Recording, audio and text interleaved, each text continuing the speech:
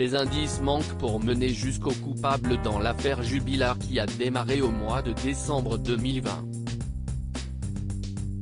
L'infirmière de 33 ans, mère de 2 jeunes enfants, Louis et Elia, s'est évanouie durant une nuit d'hiver et malgré des fouilles intensives, de nombreuses auditions de tous ses proches, aucun indice n'a mené jusqu'à la réponse. La justice a toutefois décidé d'incarcérer son mari, Cédric Jubilard, avec qui il a disparu à passer sa dernière soirée.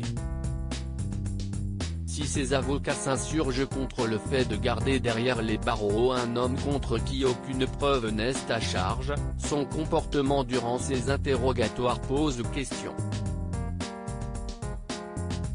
Le journal du dimanche a pu obtenir sa deuxième entrevue avec les magistrats en charge de l'affaire. Dans la nuit du 15 au 16 décembre 2020, Delphine Jubilard a disparu. Quand il raconte les derniers moments qu'il a passés avec sa femme, le suspect numéro 1 fait le constat d'un couple qui ne se parle plus, ne se regarde plus. Il n'aurait réalisé son absence dans la nuit que lorsqu'il est réveillé par les pleurs de leur plus jeune enfant.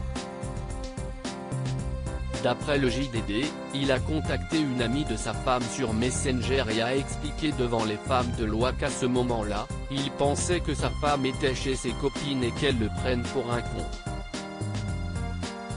Peu respectueux devant les magistrates, il ajoute une sortie misogyne, si est qu'une femme, au final. Vous êtes toutes les mêmes. Cette entrevue avec les 2 juges d'instruction fait le portrait d'un homme brut de décoffrage et peu respectueux avec la gent féminine, appelant les amis de sa femme des dindes.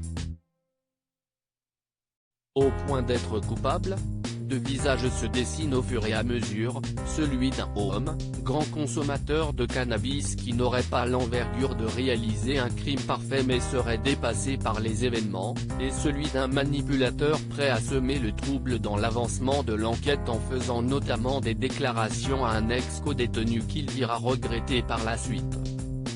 Des expertises psychologiques et psychiatriques pourraient permettre de poser un regard plus objectif sur l'homme qui vivait avec Delphine Jubilard et dont elle voulait se séparer, pour écrire un nouveau chapitre avec un autre, rencontré quelques mois avant sa disparition. Des analyses, de 107 fois, pourraient faire grandement avancer l'enquête alors qu'aucune trace du corps n'a été retrouvée. En effet, des résidus de sang ont été repérés dans la voiture d'un proche du couple que Cédric Jubilard avait déjà emprunté plusieurs fois. Réponse à la fin du mois de mars. Cédric Jubilard reste présumé innocent des faits qui lui sont reprochés jusqu'à l'issue de son procès.